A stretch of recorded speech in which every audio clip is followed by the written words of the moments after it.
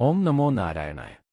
ഭൗതിക സുഖങ്ങളുടെയും ആഡംബര ജീവിതത്തിന്റെയും കാരണഭൂതനാണ് ശുക്രൻ. ജീവിതത്തിൽ ശുക്രന്റെ അനുഗ്രഹമുണ്ടെങ്കിൽ അവർക്ക് സുഖജീവിതമായിരിക്കും. ശുക്രന്റെ രാശിമാറ്റത്തിലൂടെ പലപ്പോഴും രാജയോഗങ്ങൾ രൂപപ്പെടാറുണ്ട്. 5 മഹാപുരുഷ രാജയോഗങ്ങളിൽ ഒന്നായ മാളവ്യ രാജയോഗം സൃഷ്ടിക്കുന്നത് ശുക്രനാണ്.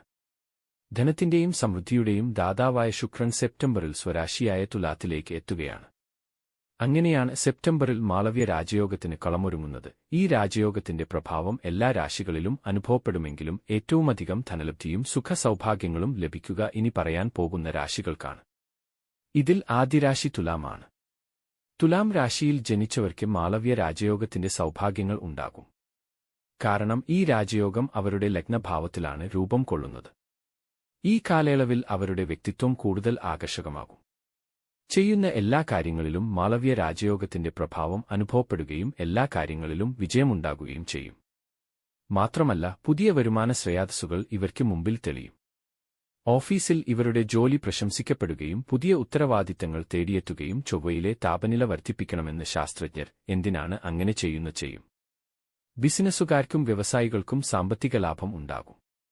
പുതിയ വാഹനമോ പ്രയാപ്പെട്ടിയോ വാങ്ങാനും അനുകൂലമായ സമയമാണ്. പൊതുവെ ഈ കാലയളവിൽ ഭൗതികസുഖം ധാരാളമായി അനുഭവപ്പെടും. മകരം ആണ് രണ്ടാം രാശി. മാളവ്യ രാജയോഗത്താൽ മകരം രാശിക്കാർക്ക് അടുത്ത മാസം നല്ല കാലത്തിന് തുടക്കമാകുകയാണ്. കാരണം ഈ രാജയോഗം അവരുടെ ജാതകത്തിലെ 10ാമത്തെ ഭാവത്തിലാണ് രൂപം കൊള്ളുന്നത്. ഈ കാലയളവിൽ സാമ്പത്തിക സ്ഥിതി വളരെയധികം മെച്ചപ്പെടും. പണം സമ്പാദിക്കുന്നതിനുള്ള പല വഴികൾ ഇവർക്ക് മുമ്പിൽ തെളിയും. ജോലി അന്വേഷിക്കുന്നവർക്ക് ജോലി ലഭിക്കും. വ്യാപാരികൾക്ക് വലിയ ഓർഡർ ലഭിക്കും.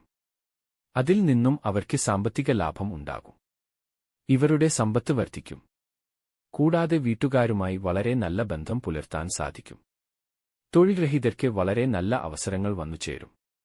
മൂന്നാമത് രാശി കുംഭവുമാണ്.